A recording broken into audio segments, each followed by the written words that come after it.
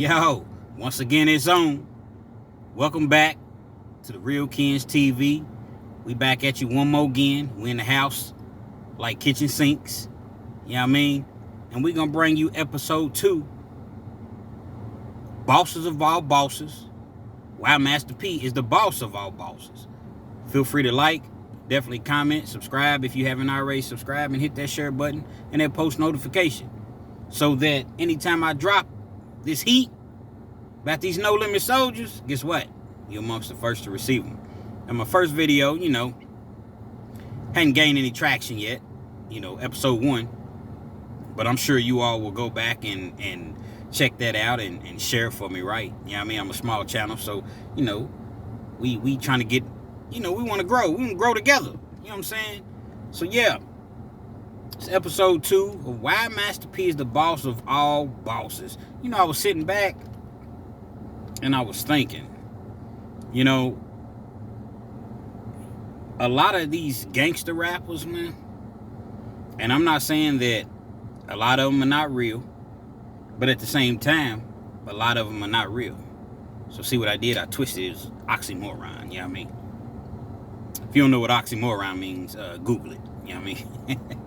But nevertheless, in all seriousness, a lot of these rappers, they portray a certain image, and that's cool because it's entertainment, and, it's just like if you watch a movie and, you shooting up the movie or whatever, shooting up people in the movie, I don't mean you really doing that in real life. So I understand it's entertainment. And what ends up happening, it ends up coming out, and then people, they roast them online. Oh, he's not real, he's not. The thing about it is this. Out of all these rappers, man, you have never, ever heard anything negative about Master P come out. As far as anything, him being a rat, him, messing with dudes, him, not really being who he say he was. You've never heard that. In all these years, 30 years that he's been out, probably a little bit longer than 30 years, but when the world was introduced to Master P, close to 30 years, 26, 27 years, you ain't never heard nothing. That speaks volumes. You know what I mean? Like, you got people, and the thing I like about P, he don't really speak on the things that he's done. If you notice in all his interviews, he don't really talk about the street stuff that he did. But other people come and talk about it on whatever platforms that they may be on. So that says a lot. You don't never hear Pete bragging about. Pete don't barely even talk about music. He don't be like, oh yeah, we did this, we did that. Like, the man seems to be incredibly humble. Like, he's the biggest thing in the world at one point. It seems like it. And the guy just seems like he's just humble, man. Like, yeah, okay, I'm Pete. God bless me. You know what I'm saying? But, I'm just like you. I ain't nobody special. That's how he comes across. And I love the fact that he gives people opportunity. Pete'll pull up on you, man. From what he's never pulled up on me, but I'm saying from what I can see, Pete'll pull up on you. You a small channel, or you a channel trying to grow, or he just likes your content, or he likes you, or whatever, man, he'll give you a shot at the title. He could easily go to Vlad TV and all of these bigger platforms, but now P's gonna help the smaller guys, you know what I mean? Pause, though. He wants to help the underdogs. And once again, that just speaks volumes, man. Like, I try to watch any interview that he has, and I listen to him because he's giving out game, and he's giving out free game, credible game. The only people that you ever heard talk bad about Pete is Wack 100, which he's never even met Pete. He knows nothing about Pete. He just wants Pete to respond. You know what I mean? So basically, he's clout chasing, trying to use Master P's name. You got a couple disgruntled former artists. That's gonna happen, man. If you run a record label, it's always gonna be some people that's disgruntled. But for the most part, all the people that was on No Limit, they all say the same thing, man. Pete blessed us. When you went to No Limit, you had plenty of bread in the bank. You had a house in your name. You had a couple cars. You had a Uzi, allegedly. Matter of fact, you had protection. You just had protection. You know what I'm saying? And you was good. Everything was in your name. He wasn't, trying to Suge Knight you. That's what the majority of the artists say. Yeah, you got a couple. Now, as I said in my first episode, I do think P needs to make it right with Beats by the Pound. I do. I honestly think that, man. Set up a tour, P. Instead of doing these tours, once every couple months or whatever, and you doing weekends, set up a tour for about a month. I know you in your kids' life, and it's a beautiful thing. Your kids is playing basketball, and then you got other kids that's doing things. But set up a tour, man. Maybe y'all just perform 3 or 4 times a week, maybe 3 times a week. 4 may be a little excessive. Sit down at the round table and let these guys get some bread, man. That way, whatever they feel like you owe them, guess what? Man, I'm going to take y'all on tour and I'm going to pay you this. And boom, we good. Because every show that you do sells out. This dude's selling out 22, 23 seat venues, if you will. 30 years later. But he's broke. But we're not going to get into that. We're not going to get into that because, per lips to say anything. But besides Wack 100, you've had a couple, like I said, disgruntled artists. But for the most part, man, the guy seems to be a stand-up dude. Has he made some mistakes? Yeah, he's made mistakes. I mean, who hasn't? Just because he's P, does that mean that he's Master P, man? He's perfect. Nah, man, he's made mistakes. I'm sure that there are things that he wish he could change and go back and do differently, as do we all. But like I said, man, you have never heard no legitimate dirt on this man's name, man. Everything that's come out about Master P, whether it was street dudes, whether it was street dudes that were artists, whether it was just artists, whether it was, you got Eddie Griffin was like, man, P wrote me a check for $1 million for my script for the movie Foolish.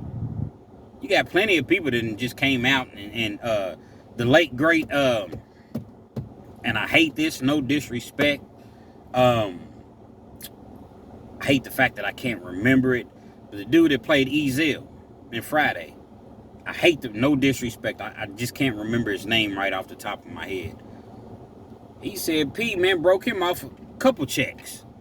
He told him, look, P, man, I messed around, I'm broke, don't even trip, man. Broke him off a couple checks. How many people have you heard come out and be like, man, the man Master P, man, just broke me off and wasn't even tripping. I had to give him nothing back. He wasn't even, he just did it on GP. What's your boy, Spider-Loc? That was with 50 Cent and them? Shout out to Spider-Loc, man. I'm watching you. I see what you're doing, man. You're doing big things on your podcast. He say Master P, man, send him a pair of, what was them rims called that he had? I think they were Ashanti rims. $14,000, $15,000 rims. Send them to him. Just because he said he liked them.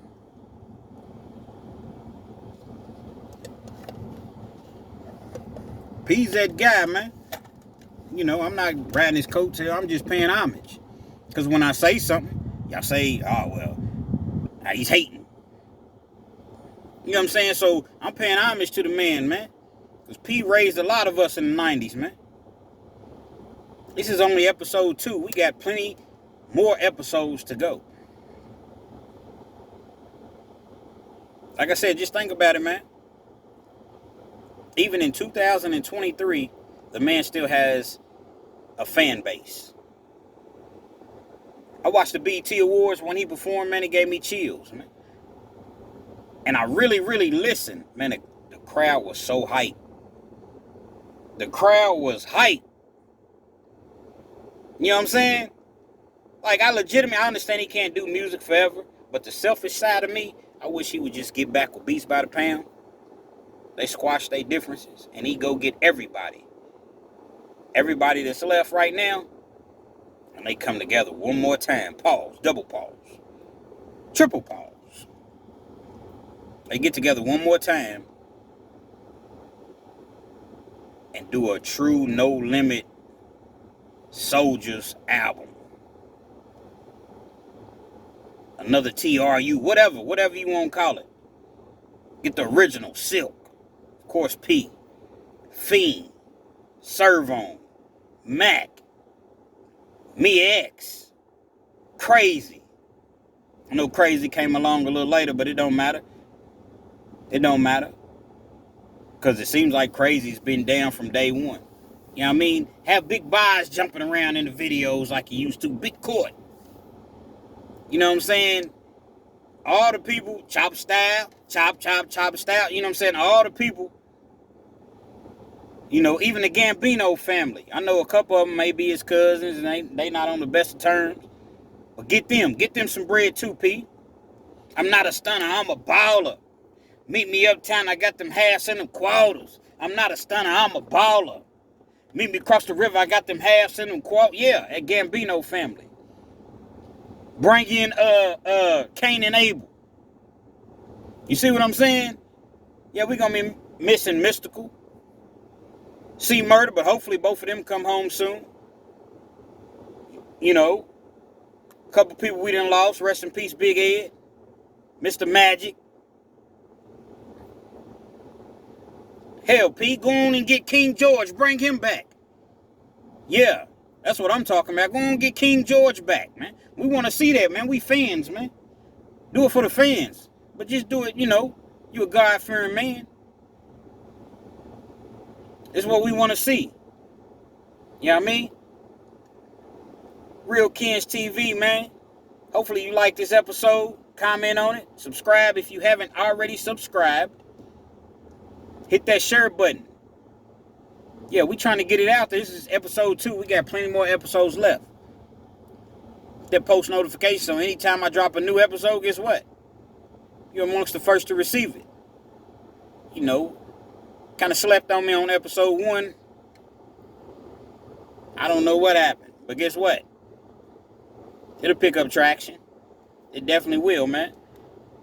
Episode 2, man. Thanks for tuning in. Boss of all bosses. Why Master P is the boss of all bosses. Episode 2. Share.